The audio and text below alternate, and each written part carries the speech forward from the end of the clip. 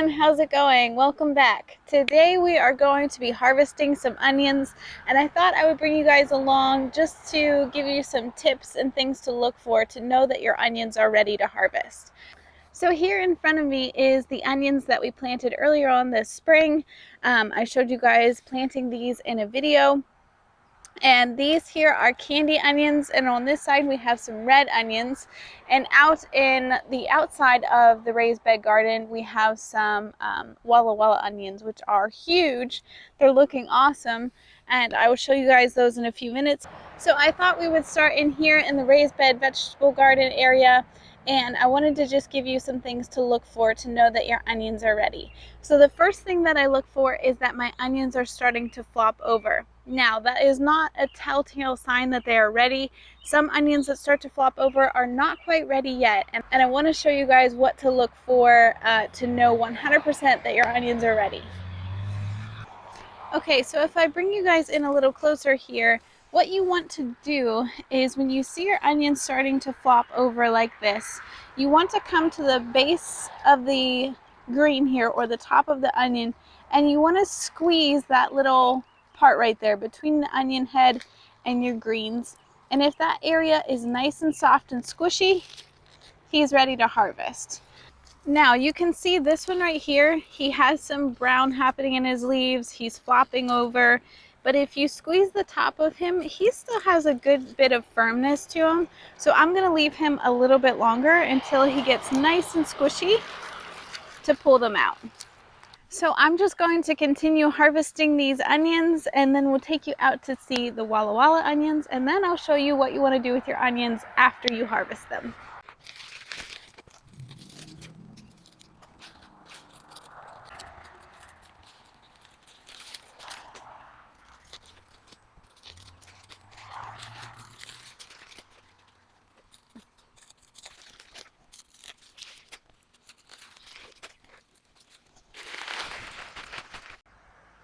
Okay, so here are all the onions that I harvested out of that bed. Let's go over to where the Walla onions are and check those out. Okay, so here are the Walla onions. They are huge, especially this guy right here. Give you guys some reference there. There's my hand. There's the onion. Nice and big. And let's see if any of these are ready.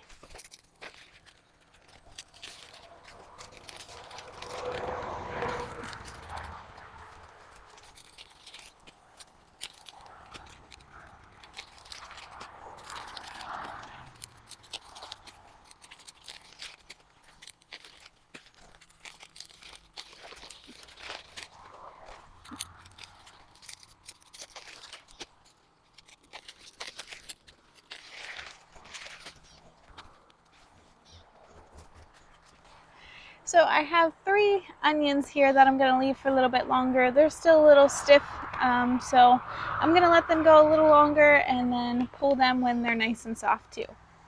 Okay, so now that we have harvested our onions, we are back under my back porch area right outside my basement, where I like to lay things out and let them cure or dry.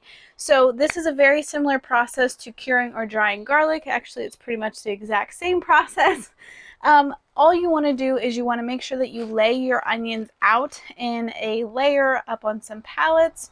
You can even hang them. Some people like to hang them. Just make sure you hang them in groups that are not very thick, so that they can all get ample airflow. I like to lay mine out and just make sure that they have some protection from, you don't want any rain or anything like that getting on them, and you don't want them to be in direct sun.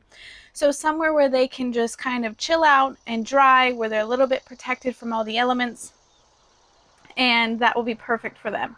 So the curing / drying process is anywhere from 2 to 3 weeks generally.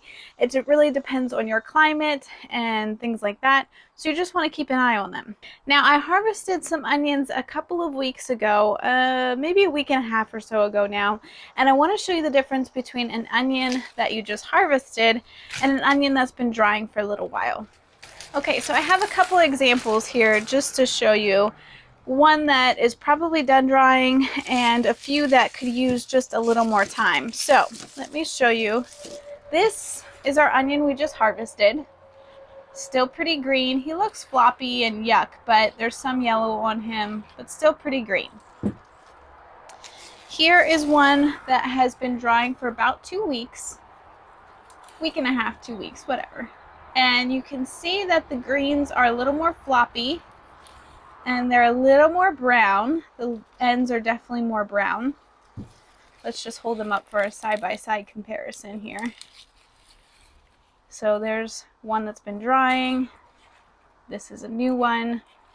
And you can really feel the difference in texture as well. Like this one is very floppy. This one still has some rigidity to his leaves. But this guy, he's not done yet. He still has lots of green in his leaves, so he still needs to cure for a while. Now this guy here, he's obviously fully cured and fully dried. There is no green left in the leaves whatsoever. All of the leaves are completely desiccated, if you want to say, just completely dried out and brown. And then I kind of have like a middle guy here. This guy's somewhere in the middle. You can see there's a lot of green dead like our last one. I'm sorry, a lot of, and then this guy's sort of in the middle. So you can see that he has a lot of brown dead stuff, but the center ones still have a little bit of green / yellowishness to them, and I can feel there's still a little bit of moisture in there. So I'm gonna let this guy go a little bit longer too. So those are just kind of the stages of the drying process. If you want, you can come out and clean up these individually as they start to dry out and get all brown, or you can just let them all lay out until they get to this point. Up to you. They should be fine either way, as long as they're protected from the rain and things like that. So that's what I'm going to be doing with my new onions here. I'm just going to lay them out on a pallet I have back here and let them cure for a couple weeks. Now, the reason you want to cure your onions is really for the storage life of the onion. If this onion still has a good bit of moisture in him, he's not going to store very well. He's going to want to mold and mildew and rot.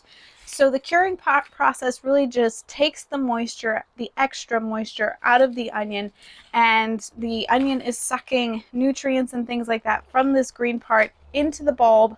So that's also why you don't want to cut these off. You want to leave these on until after the drying process is done.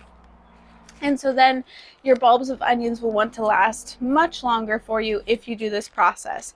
Now, that doesn't mean I can't just take this onion and use it for dinner tonight. I could. It would be totally fine to take it inside today and use it, and there would be nothing wrong with it. But this curing process is really just for the storage life of the onion. After we put in all the hard work of growing these and harvesting them, we definitely don't want them to just rot inside our storage bins.